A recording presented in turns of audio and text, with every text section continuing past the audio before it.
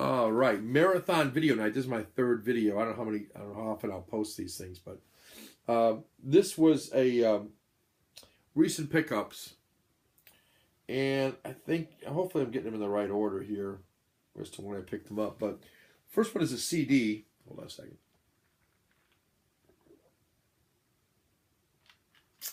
Oh, really nice. Best drink in the world is water. I paid $1.50 for this. I was watching a video about Leonard Skinner. It was a tribute to the Leonard Skinner group, and in particular Ronnie Van Zant and some of the folks that died in the plane crash tragically years ago. And his brother Johnny Van Zant, who now heads up the band, by the way, his much younger brother Johnny, had it was a nice song that I heard that went along with this, kind of old video they were playing. It showed where the Van Zant boys grew up, and I don't know if it was in Georgia or where it was, someplace in the South. It all runs together for me after a while. But anyway, they used to live, I guess, on a road called Brickyard Road, and so the song was Brickyard Road. It's a beautiful song. I really like it. And I decided I like this guy's voice. I like Southern rock anyway. This thing goes back to, the album is Brickyard Road, 1990 release. Might have been his first album, wouldn't swear to it. I don't know a lot about Johnny Van Zant, other than I heard that song and I liked it. So this is the album cover, $1.50. And another, I think it was like $2 to send it to me, so $3.50, and it's in really nice shape. There's no marks on the DVD. I'm sorry, the CD. Here's the DVDs. And the set list, or what's on the album, I should say, not the set list. Hearts Are Gonna Roll, Brickyard Road, Bad for You, Love Is Not Enough, Three Wishes, Party in the Parking Lot, love that title. Young Girls, love that title. Love Can Be So Cruel, Take Every Beat of My Heart, and Just a Little Bit of Love. So I like Johnny Van Zant. So he fronts Leonard Skinner now, so you may have seen him. This is in his younger days, in his thinner days. We've all had some of those, right? All right, so I put that to the side. Let me get to some of the others. All of these were like dirt cheap. These were like $2, $3, and $4 Blu-rays. Maybe a 5 or 6 in mixed in here, but for the most part, they were $2, $3, and $4. I watched this one last night. I'm not a big fan of Michael Bay. I respect visually what he does, but I just never found his plots to be very deep. I like the first Transformers, but after that, I didn't really like any of those. I'm trying to think of what else he's made that I've seen. Did he do one of the Hulk movies? Not sure about that. But he made this one, and I liked it. I wouldn't say it was a great movie, but it was an escapist type of movie. I mean, I stayed up till midnight watching it, so knowing I had to get up at 5:30 for work. So, when that happens, I know it's pretty good. I like chase scenes. I like futuristic stuff. This is not that much in the future, though. This is Ewan McGregor and Scarlett Johansson. I always like Scarlett Johansson, anything she does. This is The Island. Not a lot of extras on it. There's some special features. Great movie about a group of people who are in the future who are allegedly survivors from some sort of a terrible, terrible Holocaust type or Armageddon type of thing where the whole world is contaminated. And these people are all living in a enclosed environment with a lottery to go to an island where hopefully they can unaffected by the calamity, where they can start to grow the population all over again, and so they're humanity's future hope. Well, I'm not going to give anything away, but that's not exactly what's going on in this movie. So that's the premise, and we take it from there. But great movie, loved it. I can't say there's any great dramatic shocks that happened in it, but just a good, kind of an adventure type action adventure, I guess, would be what I'd call it. Sci-fi, sort of a post-apocalyptic. I liked the two characters. I thought they had chemistry with each other. That's always key for me when you've got this kind of a story. Who couldn't have chemistry with Scarlett Johansson, though? Really, seriously. The girl is gorgeous. Here's some scenes. They got some really futuristic type guns and pretty cool, like what they call like jet bikes or something. They're really cool looking though. So it is futuristic, but not We're not talking about 100 years from now. We're talking about, 15, 20 years from now, probably something like that. But really cool movie, The Island. I liked it a lot. And it was like, I think it was like $5. The next one I got, these are all blind buys, I think. Yeah, all blind buys. The next one, Mel Gibson, Edge of Darkness. These things got decent reviews on Amazon, which is where I got them from. They're all new. A Bullet That Killed His Daughter was meant for Boston cop Tom Craven, played by Mel Gibson.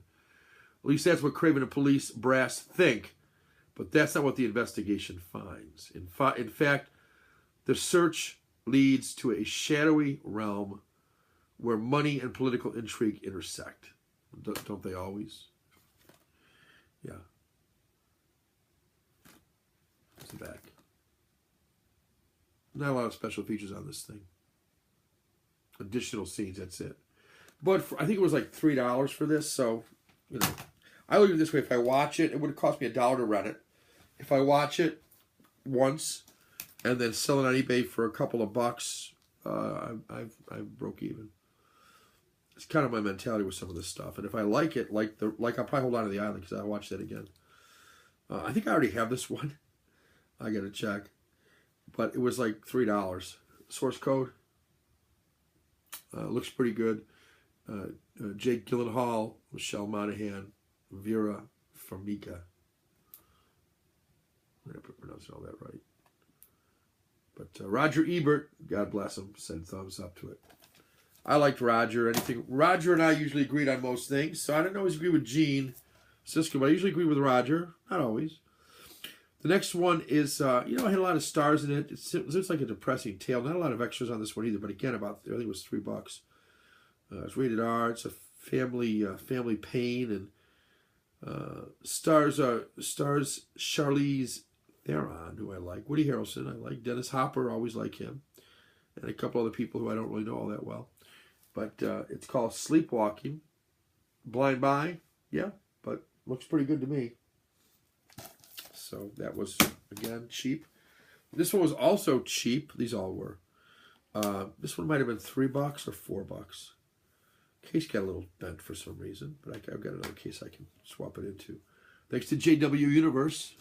Somebody I watch from time to time. Quite often. He makes a lot of videos. Sometimes I can't catch up with all of them, but I do watch a lot of his. This was New York Story. One City, Three Stories. Martin Scorsese, Francis Ford Coppola, and Woody Allen. Yeah, you can't go wrong with those three, can you? These are shorter movies because the whole thing's only 108 minutes. So roughly these are going to be 30, 35-minute movies about New York. I heard the Woody Allen one was hilarious. I heard Martin Scorsese was good, and I heard Francis Ford Coppola is wild. So I don't know. We'll see. But I like all three directors, so they would all three were on my list of best, certainly 50 and probably more like 25 directors of all time. In fact, I think they made my best 10, all of them. I know Woody Allen did. Yeah, I think they all three made my top 10. Next up is a movie that I liked a lot. I have the original interview someplace here. I'm not going to try to dig it out. I have it on DVD. The whole thing, not just the Watergate part. But Ron Howard, and I like the fact that Ron Howard does there's a feature commentary with director Ron Howard on here, so I like that. And the making of the movie and the Nixon Library and so on. Talk about Frost Nixon. I watched this movie before on, I think, television. I think it was on one of the movie channels or something, I think. Liked it quite a bit. Remember Nixon. I remember Nixon. As much as he's gone down in history as this crook and this, terrible president, and he was going to be impeached and everything, we've had worse in office, my friends. We've had worse. And don't you people in other countries get any more smug, because you've had worse too. We've all had worse, right? Nixon lied to the American people in the end. He wasn't behind Watergate, but he found out about it. And when he did, he should have done more than he did. He tried to back out of it gracefully and get some of his people out of it gracefully. And it just wasn't going to happen. And in the end, the lesson was, you know what? You might not have authorized it, but you didn't exactly stop it and come forward when you found out about it either. And that's sometimes the downfall of people. It was for Richard Nixon. And great movie, by the way. Frank Langella is great in it. And who plays Frost in this thing? Oh, Michael Sheen. He was really good in it as David Frost. David Frost. You know, who would have figured David Frost would have got the interview of that generation, certainly. I mean, you had all these other, you know, you could have had Walter Cronkite or heck, even Barbara Walters probably. I don't know. You had all sorts of people that could have gotten this interview in this country. Dan Reisner, Harry Reisner, sorry. Dan Rather.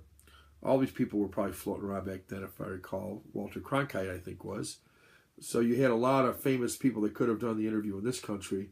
William F. Buckley could have done it probably. But instead, it goes to David Frost, who at the time was known for what? A talk show? Not something that variety show, I think. Not even somebody who you would put in a serious arena. And well, he stepped up. He did his homework, and it all shows in that movie. So good movie. Next, another. Oh, these are all cheapos. Natalie Portman, who I enjoy. Supposed to be her best performance, but you know, I don't think she's our greatest actress of our time, but she's cute. She was good in Black Swan. That's probably her best performance, but they say this is her best performance, so I don't know. It's called The Other Woman. There's another movie called The Other Woman right now that's a comedy. This is not a comedy. This is a woman who comes into a married man's life and becomes his wife, and the problems with the ex-wife, played by Lisa Kudrow, who's on the back here. In the back. Yeah. I haven't seen it. This one I may send back. In fact, there's a couple I'm thinking of not keeping and getting something else. But I was interested in seeing this movie. I like the actor.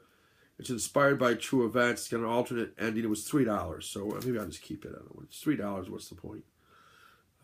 There's a chilling alternate ending on this, as I said, and then there's some sort of a real-life documentary that the person inspired this one. I heard it was not great, but you know, I may differ with that opinion. I'm sometimes out on I liked Fantastic Four, and I liked Fantastic Four: Rise of the Silver Surfer. So most people hate those movies. Look for a video from me at some point talking about. I think I've done one before. But I'm gonna do another one. Movies I don't like that you do, and movies that I like that you maybe despise, and those would be two of them: Fantastic Four and Rise. Now I'm not saying they're great movies. Don't get me wrong. Any more than I think Hancock is a great movie. Oh, Hancock's another one. It's back there someplace. I put it on the shelf. That's another one I just got that it is in the pile. But just watched it the other night. I enjoy Hancock. I wouldn't say it's a great movie by any means. But is it enjoyable? Absolutely. Same with Fantastic Four. I've watched that thing probably 5 times. How many movies can you say you've watched 5 times? Same with Rise of the Silver Surfer. I've watched that probably 5 times. A lot of movies I've only watched once. A lot of my Criterion collection I've only watched once. And I love these movies. You know, certainly Ingmar Bergman's The Magician is a better movie than The Fantastic Four, without a doubt. I've watched this once. I've watched The Fantastic Four 5 times. So, you know, it's entertaining, though not great movie. Anyway, The Right, Anthony Hopkins is what I'm talking about here in this movie. And I don't know if I'll like it or not. I like Anthony Hopkins. I heard he plays sort of an evil type of guy in this. Along the lines of Silence of the Lambs, I suppose. Although nothing's going to be quite like that, is it? So there's one more I want to talk about. And here's the stack of. So pretty cool. Well, we got 14 minutes, so let me move on to this one now. I was torn on this, and so I'd like your opinions on this, and I'll probably put that in the title somewhere. I'm opening it, so I made up my mind. I was going to ask your opinion before I opened it. I'm done. I made up my mind, but I still want your opinion as to whether or not you think I made a bad call here. There are certain shows that were on television that I don't think will be in reruns, although this one's going to get a second life, I guess, in a new version of some sort. I don't know. Next year, I think it is, 2016. So I just took this out of the plastic, and this is a show that was on in the 90s. I don't remember exactly when. I remember watching it, like catching it halfway through the first season, or maybe it was even toward the end of the first season. And back then they weren't doing reruns of the thing, so I missed the beginning. I've since seen a lot of them. At one point, I owned a DVD of this, just the first season. I never had the other season, but I did have the first season. I've never seen the second season. I don't think it is. I started watching it, and I don't know what happened, but somehow I say I lost interest, but I think I got busy or something. I was probably busy playing basketball or something today. But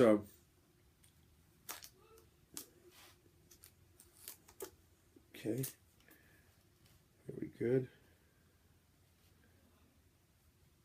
That'll work. I just had to take the sticker off. Sorry, I get obsessed with little marks and things on when they're brand new. Well, it's not brand new, it's used. So here's the story of this one.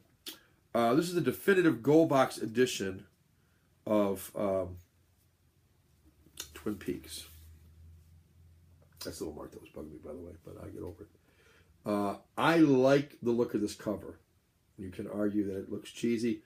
I always like the beginning of the look of coming into the town with the sign, "Welcome to Twin Peaks." This is embossed here slightly. Like the look of this one. Now, the question I had was, before I opened this, was should I get this one or should I go with the Blu-ray? Because the Blu-ray had all sorts of different things in it. Yeah, this is going to be fine. First of all, the discs look pristine. Looks like it's in great shape. It doesn't have the cards that came with it, but I didn't expect that it would, quite frankly. It's in really nice shape, though. Yeah, I can see the discs are good. Well, this one might be a challenge. One that might be a challenge. I'll have to take a look at that one first. Disc 9. We'll check that one out first to make sure that there's no problems with it. So it's Twin Peaks. Here's the thing. I had a 50% off coupon at FYE. Leroy Green.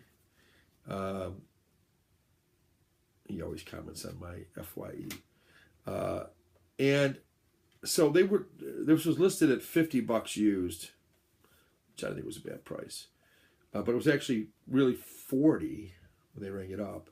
And then I get 10% off for being a member. So that brought it down to like $36. Then I had a half price thing. So it was $18 for the Twin Peaks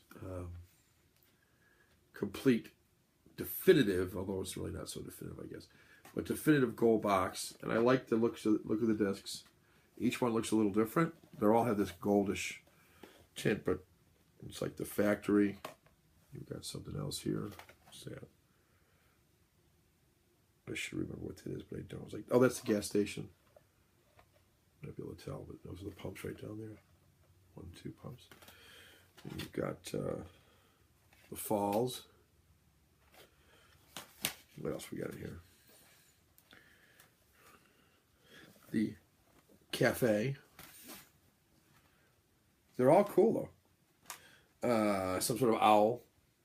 Not some sort of, it's an owl. Not some sort of owl, it's an owl. I don't know what this is. It's the Jack of Hearts. A lot of the stuff I've forgotten. Coffee and a donut. Should be coffee and apple and cherry pie, shouldn't it? Steaming hot coffee and cherry pie. This is what? The Log Lady's House. This was, I'm not sure what this is. Outline. It might be the Dead Body Outline. I think that's what it was. Of course, it's a murder mystery at its heart. The interesting thing about Twin Peaks, and the reason I got this, by the way, there's a Blu-ray out that certainly will have better picture quality, no doubt in my mind. Has more extras, has the entire movie Fire Walk with Me, which is not included in this. But it's also $80. And so $18 or $80. And, you know, the collector in me, well, first of all, I really like the look of the outside of this box better than I like the look of the new one. And that's obviously a personal taste, because certainly there's nothing wrong with the new one. It shows a picture of the healthy, or partly the healthy Laura, whose last name I forget right now, who's the victim, Palmer. It shows her face sort of, you know, healthy looking, and then like the cutaway, you see the part of the dead face that was found, you know, the dead body that was found. So you see kind of both, and then when you take off the outer slip, you see the whole dead body face. It's kind of cool. 10 discs, a lot of extras, like I say, Fire Walk with Me. A lot of good stuff on it, don't get me wrong. But I'm thinking, I like the series. Wasn't my favorite series ever, or I would have probably done the Blu-ray thing. The DVD is supposed to look really good. The Blu-ray obviously will be better. But I think the DVD is going to be okay for me. And I do like the outside of the packaging better, which, you know, is a factor for me, believe it or not. Not as big of a factor as what's in it, but it is a factor still. I think for some of you that's probably true too. Okay, got that. I was talking, I got this plastic off, which always annoys me with this little sticker. And I don't know about you, but I always take the sticker and get the residue off like this. The annuality of collecting. This one looks pretty brand new, the discs, except for one of the last discs, and I'll pop that in first to make sure it works. They guarantee stuff there at FYE. But I couldn't pass up a 50% off on this for $16 or $18. I think it was 20 by the time I paid the tax, it was $20. So to get a 10 disc, I believe this is, set for $20, that's $2 a disc. I mean, can't really pass that up. If I watch it and decide, you know what, I really like this, I really want to add it to my collection on Blu-ray, I'll sell it for, you know, $30 on eBay or something, and take that extra 10 towards it and go ahead and buy the other one eventually. But I don't think that'll happen, but we'll see. Sometimes I think it's better to get the cheaper version, try it out. I had Fire Walk with Me on DVD, and I sold it years ago when I sold the first season of Twin Peaks. But I've always been intrigued by this series. I like David Lynch as a director. And so I guess my question is, would you have kept this, or would you have, you know, not bought it, bought something else, and went ahead and got the Blu-ray instead? You know, got the Blu-ray new, or you know, buying it used on eBay is about the same as buying it new as at Amazon right now. You're not going to get it for much cheaper than about $70 or $80 for what I've seen. I don't know I like it all that much, where I want to spend $80 on it. There's other stuff I'd rather spend $80 on, particularly when I can get this for, like I say, for $16. What would you have done? I did want to get a box set, by the way. When I have 50% off, I never want to buy like a $20. That's probably the collector. Man, it seems like a waste to get a $20 Blu-ray for 10 if I can get what's been going for 50 or $60 anyway, maybe more, on Amazon for $18. It's not bad. Anyway, Twin Peaks, the definitive edition. Tons of extras on the back. Doesn't have the postcards, but I never really thought they'd be in there. There's a ton of extras, including, you ask, what's on it? Well, it's remastered. It's in 5.1 audio as well as the original 2.0 audio. All 29 episodes plus the original pilot, both the U.S. and the international version. The international version of the pilot is really a standalone movie. So if you haven't seen Twin Peaks before, I don't recommend watching the international version until you've watched the whole show, because it's going to tell you who killed Laura Palmer, and you don't want to know that. Secrets from Another Place, which is kind of a feature-length documentary. A Slice of Lynch, where David Lynch and some of the cast members sit around having some pie and coffee talking about it. Return to Twin Peaks. It's a group of devoted Twin Peak fans, or Peaks freaks, as they revisit the town. an interactive map, complete Log Lady introductions for each episode, which are, they're wacky and bizarre. A Friday Night Live, Kyle MacLachlan's monologue, and the hilarious Twin Peaks comedy sketch. The Falling music video, and many other golden nuggets, including on-air promotions, TV spots, and so on and so forth. So certainly, and according to David Lynch, then he said this is a great definitive Twin Peaks edition. I read some stuff on it. You know, not everybody's enthralled with this. That's okay. I don't expect everybody to be enthralled with it, but I think I'll enjoy it, and I think for $18, how can I beat Twin Peaks? So that's my thought on it. I do love the packaging. Wish it had the postcards with it, but never really thought they'd be in there. I would have been pleasantly surprised. Well, that's the haul, guys. Let me know what you think. Let me know what you think about that Twin Peaks buy on DVD rather than Blu-ray. And that's it. I've just made 3 videos. I'm gonna maybe pop in Twin Peaks, I think, and watch the pilot. Anyway, have a good night, guys, and be back hopefully soon. See ya.